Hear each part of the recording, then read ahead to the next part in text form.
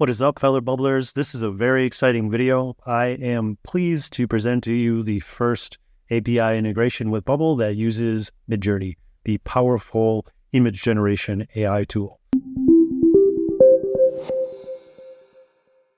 What you're going to learn in this video is how to connect up this tool via the API connector in Bubble, and we're going to see that done broken into two parts.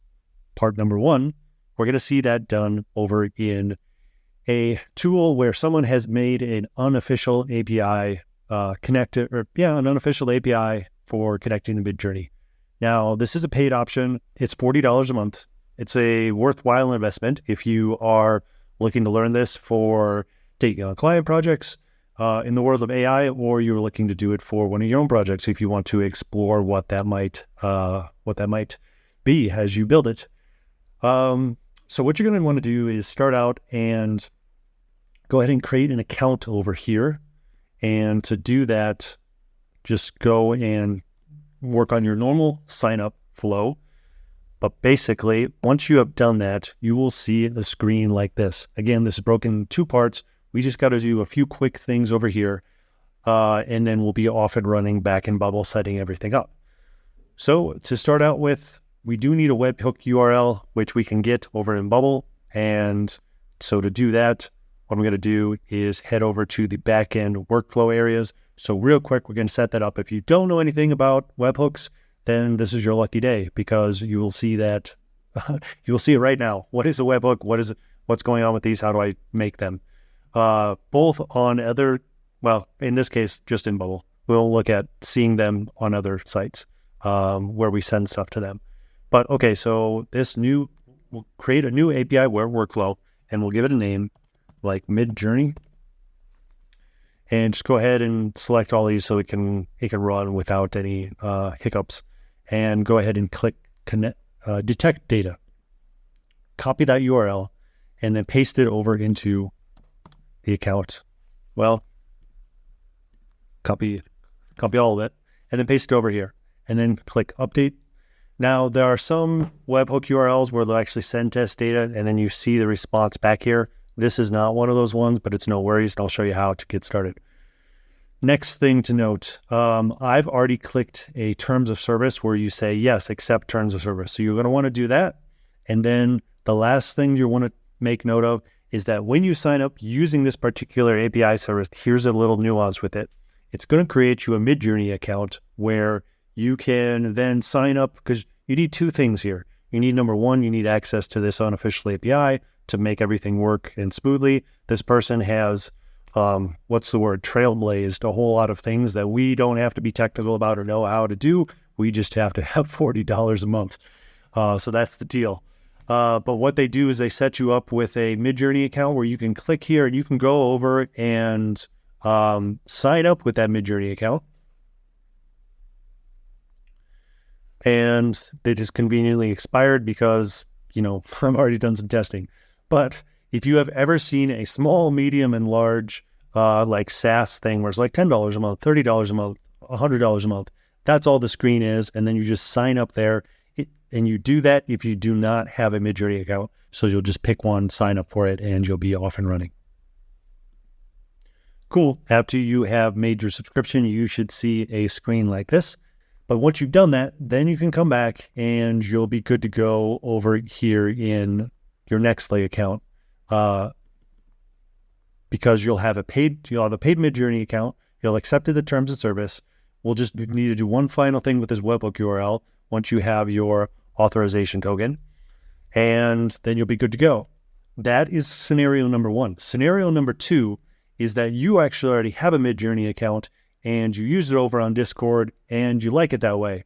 Meaning, if you don't want to pay for two plans, because the other thing with option number one that's not that great is that you can't actually go to Discord and use that account because you don't have a password to log in. It's just not part of this thing this guy set up to create. You might be able to do that if you connected with him on their Telegram account or Telegram group, and maybe you could get access to it. But so for option number two, for those folks who have a Discord, a Midjourney account already on your Discord account, let's go and see how we can do this. To do this, we actually need to get a Discord token. And how you do that is head over to Discord where you're logged in on your account and go ahead and do a right-click inspect. This only works in Google Chrome. If you don't have Google Chrome, because of the technicalities related to this, I suggest getting Google Chrome just to follow along for this. And then click on Network, and then go ahead and refresh the page. Do a /API in the search and look for one thing that says library. So click on that library, and then scroll down where you will scroll to a place where it says authorization. Note the authorization code and just copy that. So next you'll want to take that and paste it in here and then click replace account. So we'll go ahead and say that I understand. And with all those warnings in place, we'll just go ahead and do this.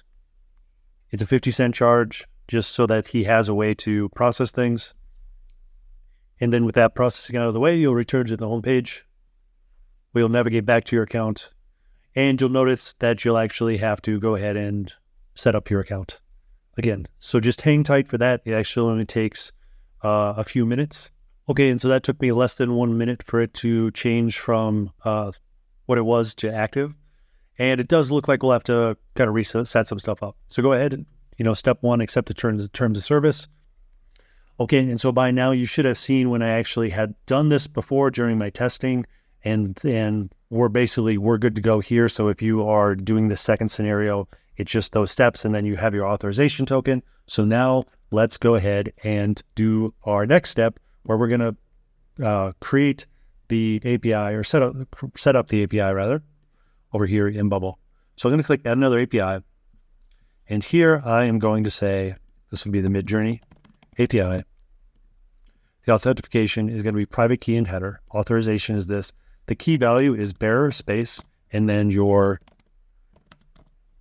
API key. This is going to be content-type and application JSON. And then now we're ready to create the call. So this call is going to be, that's going to be the Imagine Midjourney call. So it's going to be type post. It's going to be, you want to use an action, or at least that's how we're doing it in this setup, JSON, and then it's going to be over to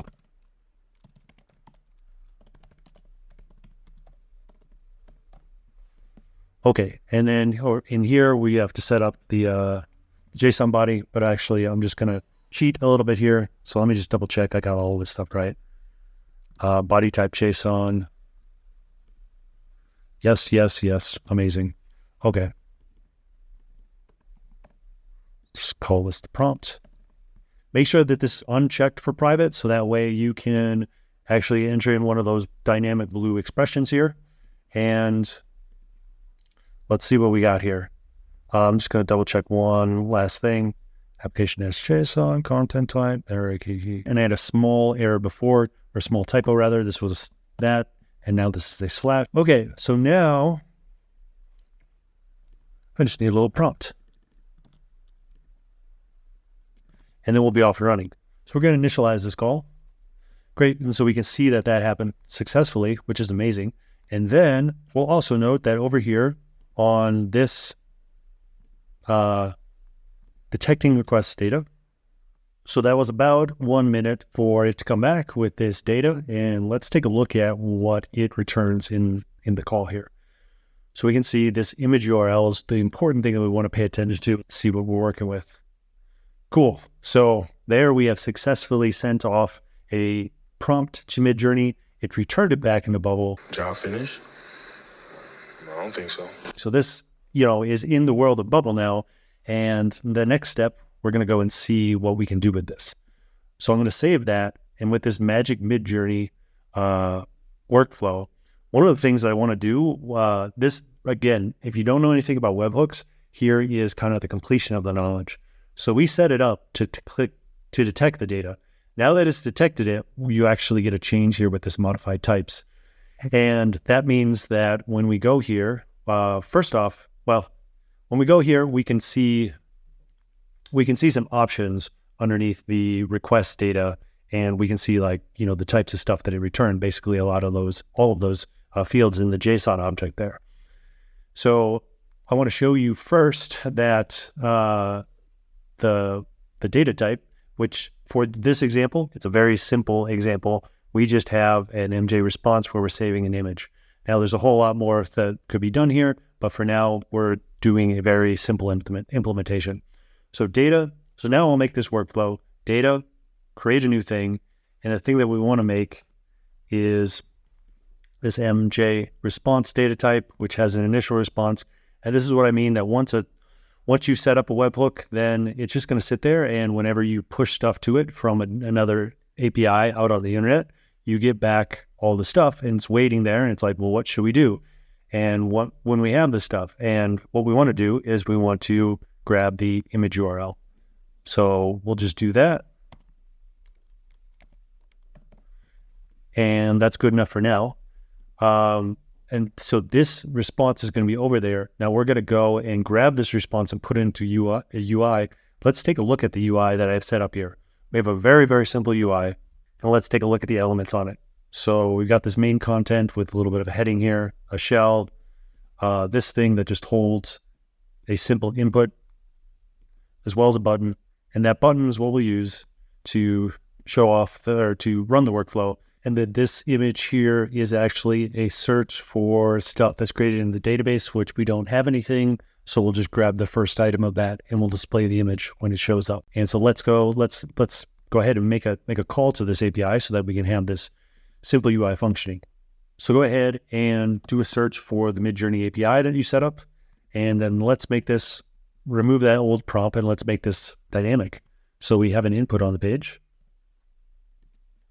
and we want it to be that value.